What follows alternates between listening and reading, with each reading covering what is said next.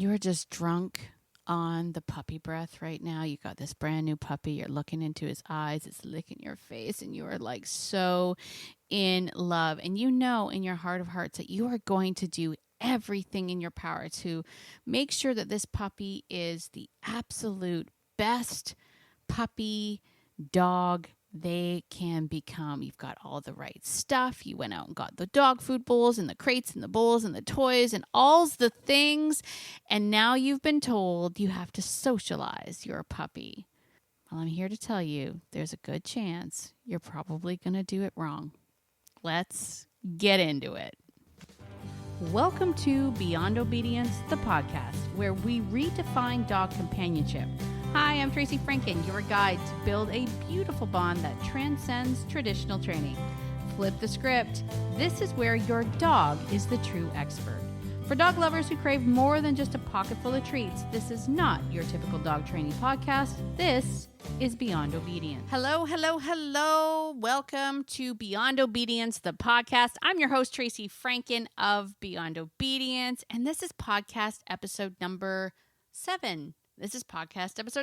Can you believe it? I just want to take a moment actually and thank everybody who's taken the time to give the podcast a rating, give the podcast a review. I think Apple's the only place where you can give a review. So if you haven't had a chance to do that, please do so. Just scroll down, give me some stars, give me a little review. This is really, really important, especially for brand new podcasts like this one, to get us going and get us started. So I thank everybody for that. Today's topic is a big one, and I will say I'm going to be dropping some myth. I'm going to be myth busting. That's what I'm going to be doing. Busting some myths today. And this one is about socialization. It is a really, really important topic. One that I think is so important. And it is probably one of the most misunderstood concepts when it comes to raising a puppy or getting a new dog. And that is the idea of socialization. So we're going to get into that in just one second. But before I do, I want to ask everybody on here, have you had a chance to sign up for the newsletter on beyondobedience.ca?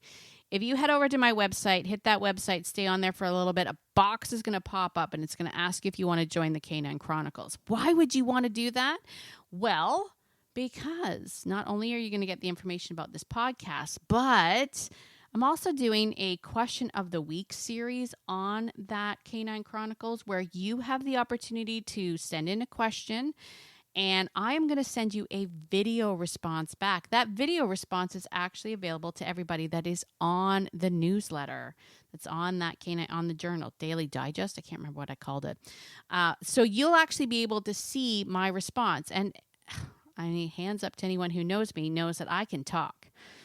I had said to myself, they're only going to be 3 to 5 minute long answers. Nah, some of them are 10 minutes. But it's because I'm thorough. I'm very, very thorough, you guys. So if you haven't had a chance, go over to beyondobedience.ca. Hang on the page for a second. You're going to see a pop-up box that's going to come up and ask if you want to be a part of the Canine Chronicles. Absolutely sign up for those because questions, answers, and fun stuff. All right, so let's talk about this concept, this subject about socialization, because if you are someone who has had a dog, has got a puppy, has been on any sort of dog training forum, anything like that, you have by now, I'm sure, heard the idea and concept of socializing your dog, the importance of socializing your dogs. If you've really dug deep into it, perhaps you have heard about the socialization period, right? The best time to socialize your dog between 4 and 16 weeks, which for many of us puppy owners, most of us get those puppies at 8 weeks. I think it should be 10 weeks minimum. But that's another topic altogether. We'll get into that. We've got time. We've got lots of time on this podcast.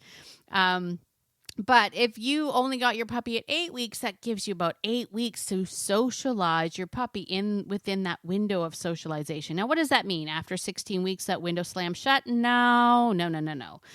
What it does mean, though, is that's the optimum time for us to expose our puppies to a variety of different experiences to prevent them from having negative associations with those experiences. So socialization is really, really important. And one of the things that I always ask any of my clients to do, especially before they get a puppy, is, and I say before you get the puppy, you should be thinking about socialization, is to think about and picture the life that you want with your dog, right? The life that you want with your dog, not your puppy, but your actual dog. When you sit down and you picture your life, what does it look like? Are you taking the dog camping? Are you entering the dog into dog sports like rallyo or agility? Are you planning on traveling with your dog? Are you planning on traveling without your dog? All of these things that you have, these visions that you have, you actually want to really sort of think about those things, because that is what we want to socialize our puppy to, right? We want to take a moment and say, if we're planning on taking our dog to the cottage, we know that that's going to require a car ride. So we want our dog or our puppy to be used to being in the car, right? That requires us taking our puppy to maybe the cottage if we have one, so that they have an opportunity to see that place, maybe associate them with other feelings like I don't know, you have a beachy cottage, maybe the beach, the water, the lake. We want to address the idea of lake and lake safety, all of that sort of stuff. Are you going to have your puppy in a boat? Guess what? That's an experience your puppy should probably have an opportunity to experience before they get too old. We want to try to immerse the puppy into Humansville and give them the guidance that they need to know what's expected of them based on the life that you're planning for this puppy. And it's a great exercise. But here's where a lot of people go wrong. And I mentioned this in the opening, but this is where a lot of people go wrong, because quite often we have been told that socialization is actually about meeting lots of people and having your puppy meet tons and tons and tons of people, because you don't want your puppy to be scared of people. Meeting lots of kids, having lots of kids come and meet your puppy, right? Meeting lots of dogs, right? We want to make sure that your puppy isn't scared of other dogs. So meeting lots and lots of other dogs. Having your puppy be handled and touched by lots of people.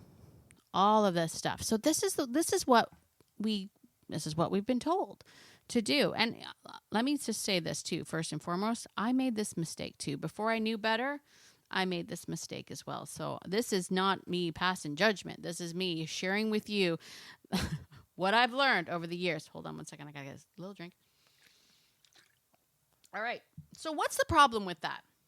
What's the problem with that? The problem with this idea of meeting every single person and having them meet every single dog and having all of this excitement around that is that when we do that, we end up teaching our dogs some behaviors that later on we're going to want to correct. And that's not fair. So let me set the scene for you. Let's say, for example, and I have to use this breed, of course. I could use Newfoundland because I have Newfs and they're pretty big and slobbery. But, of course, to set the stage, let's say you have a Great Dane puppy. You have this beautiful Great Dane puppy. And you're like, I'm going to go out and socialize this puppy. Now, your puppy is adorable because Great Danes, am I right? And puppies, and they have the best puppy breath. And you're just like, let's go out to our, out for a walk. Obviously, we're going to see lots of people, lots of dogs there. Let's take the puppy. Oh, I'm going to say it. By the dog park. No, don't. You know what? I have a hard time with that. We'll talk about dog parks in another episode too. I literally was like, I can't even say the words. It was hard for me to get them out. But let's say you thought that was a good place. I'm going to take my puppy to the dog park where it can meet tons of other dogs, right? At the dog park. So don't do it. We'll talk about that later. Make sure you subscribe and follow so that we can find out the answers. Why I don't want you to take your dog to the dog park, especially your puppy. But you're like, I'm going to take them to the dog park. I'm going to take them to PetSmart. I'm going to take them to the Home Depot, because you can take your dog to the Home Depot. And so that's what you do. You set out for the day and you're like, I'm going to take my puppy out. And of course, your puppy is adorable. So every single person is going to be coming up to you going, oh my gosh, your puppy's so cute. Can I pet it? And you're going to be like, yes, of course, because I want to socialize the puppy. So what happens as soon as you say to somebody, yes, you can pet my puppy, they're going to do this. Oh my God, you're so cute. You're the cutest puppy ever. Oh my God, me. And then the puppy is going to get very, very excited, because why wouldn't you, right? This is all for you, puppy. All this excitement, all this hyper energy, that's all for you. So your puppy's going to get excited and they're going to start to hop and jump. And then all of a sudden you've got a puppy that's kind of jumping up on people and kind of like jumping in their face, right? Or worse, that person's like picks up your puppy and just puts the puppy right up to their face, and just smooches on your puppy's face, just loving on your puppy. And you're like, this is good, because I was told I have to get my puppy out, socialize with more people.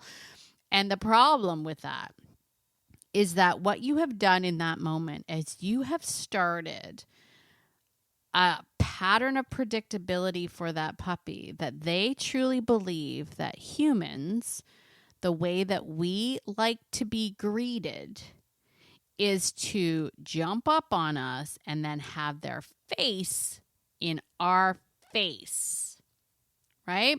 That's what you've taught the puppy, that's how we human beings like to say hello. So here's the thing. Dogs are adaptable to that. So they're observing and taking in every single thing that we do. So what have you taught that puppy? You've taught the puppy that this is how we like to greet each other. This is our greeting ritual. And I'll tell you right now, the next person that you meet is going to do the exact same thing. They're going to get really excited. They're going to pick up your puppy. They're going to put the puppy in their face. They're going to kiss on the puppy. And so that, repeated a few times, solidifies in the puppy's mind that this is how humans must love to be greeted. Now, when they're only 4, 5, 6, 7, 8, 9, 10 pounds, no harm, no foul, right? My Jack Russell is still, I think, only 10 pounds, and we still pick her up and put her in our face. So no harm, no foul. But for that Great Dane puppy, there will come a time when that Great Dane becomes an adolescent, a tall, lanky, clumsy adolescent that now weighs 60, 70, 80 pounds and truly believes in his heart of heart that when he sees a human being, he is to run over to them. They are going to go, oh my God, you're the cutest. And he is to jump into their face to give them a proper human greeting. That's what he believes in his heart of hearts. And we, at that point, start correcting the puppy. We start pulling back on the leash and saying, no. And people are going, oh my gosh, get your dog off of me, you maniac. And all of a sudden the energy changes. And unbeknownst to your puppy, his world is rocked, because now he's getting a bunch of corrections and negative feedback on a behavior that we spent a good portion of his upbringing teaching him to do. So, harsh, right? Okay, let's talk about meeting other dogs, right? When we take our dogs out, we've been told we want to make sure that they meet lots of other dogs. Now, listen, I'm a person that has lots of other dogs. I raise my dogs in a pack of lots of other dogs, and for good reason. It teaches them Canine 101. Well, 102, I guess. They get Canine 101 from their mothers before they leave the litter. But having a nice, solid pack to help raise my puppies is why I have, in the past, had up to 19 good dogs. Yes, that's right. I had 19 dogs at one time. And every single one of them was a hashtag just good dog. And the reason for that was because they were raised with really, really good dogs. But if you don't have 18 other dogs to raise your puppy, what are you going to do? Well, obviously, you got to get out and meet some other dogs, right? Wrong. Wrong. Because when you're going up meeting random dogs First of all, there's the dangers of not knowing the dog's background or where they come from or their vaccination status, all of that stuff. That's vet tech stuff. That's throwback to my vet tech time, right? So we want to be careful of that. But the other reason why this is so hard is because we also teach the dog same thing. Every single dog that we meet is more fun than you, right? When we have this attitude that when we go out for our walks, I want you to go and meet other dogs. You create this idea that walking means I'm going to go meet a bunch of people and I'm going to meet a bunch of dogs and everything else is way more fun and way more exciting than the person that is walking me. And this is the number one reason where socialization goes terribly, terribly wrong for many unsuspecting dog owners. That right there, that one idea, if you go out with the intention of I'm going to go out to have my dog meet dogs and other people for socialization purposes, you will start to create this idea in the dog's mind that when we go out, everything is about the environment. Because what do you actually want? Let's go back to that exercise for a second. Just close your eyes for a second. I want you to think about what does the perfect walk look like for you and your dog? You're out in the street, you're out in the town, you're out with your dog. What does it look like? Right?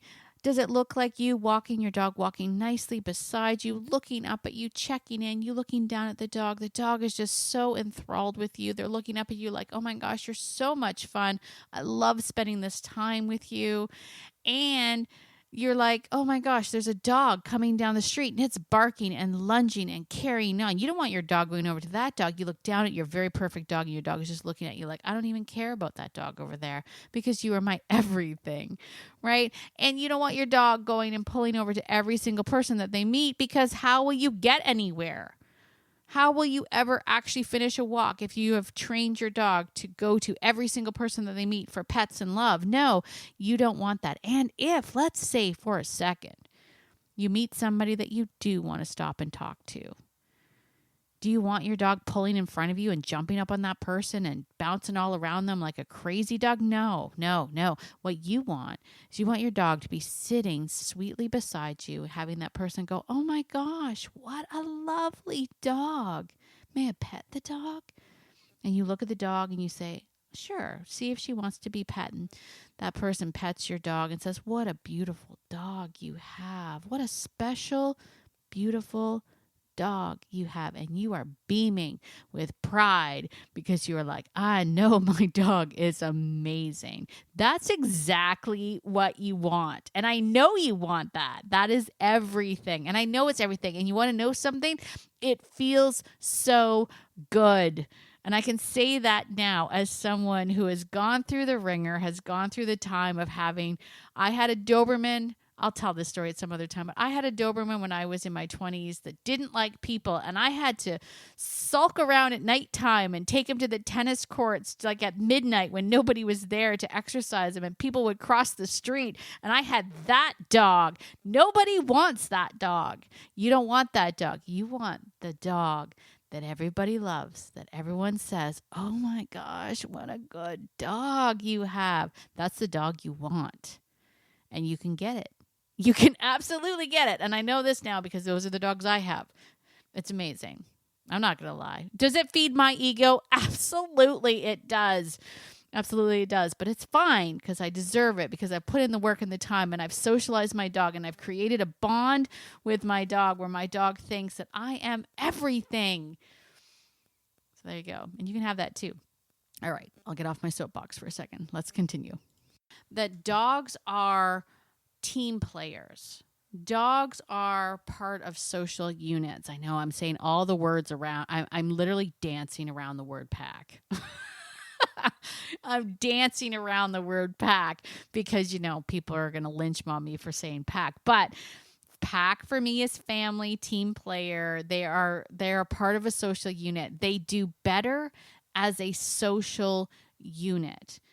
And what we are striving for when we talk about socialization is the idea that I want all of my dogs to be what's called pro-social. Not social, pro-social, right? Most of us are training our dogs to be social, meaning I see a dog, I get excited, I run over, I go play with the dog, and everything's about me, me, me, me, me, me, me. And I forget about that human being that walked me over here. And we don't want that. We want to create this relationship, this bond with our dog where everything is better together, right? We are that's what pro-social means. We are better together. So that doesn't mean we may not visit dogs or meet other dogs, but we're going to do it together. You're not going to disregard me and go over and play with that other dog. We might meet other people, but we're going to do it together. And while we're at it, I'm going to teach you the proper way humans will want to be greeted. It's better together. Because if we don't start to create this "it's better together" idea in the dog's mind, you will end up with a dog that goes out into the world searching, seeking, hunting, and completely disregards you. They're going to be pulling on the leash to get to that dog. They're going to be pulling on the leash to get to that person. They're going to be pulling on the leash to chase a squirrel and do all the environmental things that they want to do, because everything in the environment, everything that you have quote unquote socialized them to, is more fun than you. And that's where we all go wrong. We check out of the socialization experience by just allowing the dog to go up to people and jump on them. We are no longer part of the dog experience. And let me tell you this.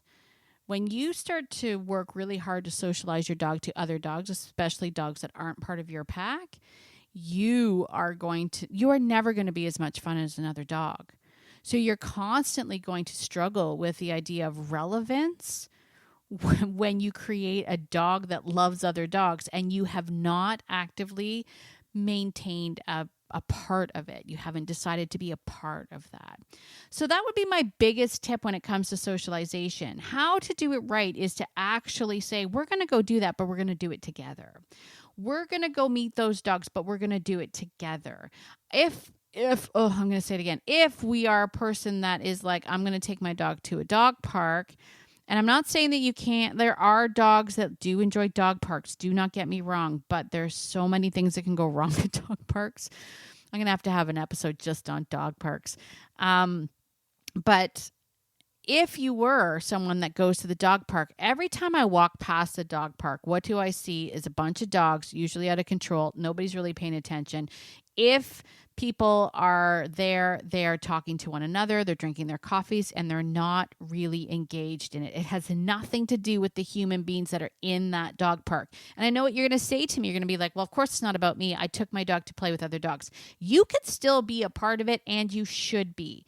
If you don't have a dog that's coming back frequently to check in with you to say, hey, what's going on, then you're missing the mark. And you are going to struggle with being relevant with your dog. I'm kind of getting on a soapbox here a little bit, but here's the thing.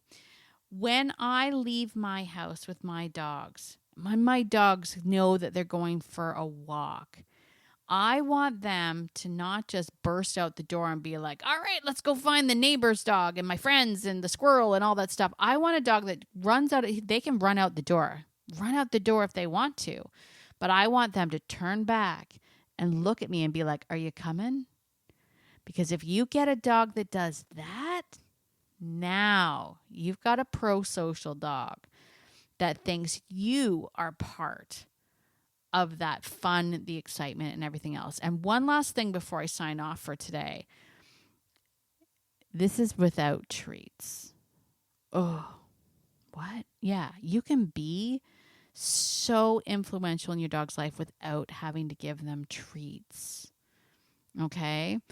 And we're going to talk more about that too. I'm not against treats, but I'm telling you, people use treats wrong. So maybe we'll talk about that next episode.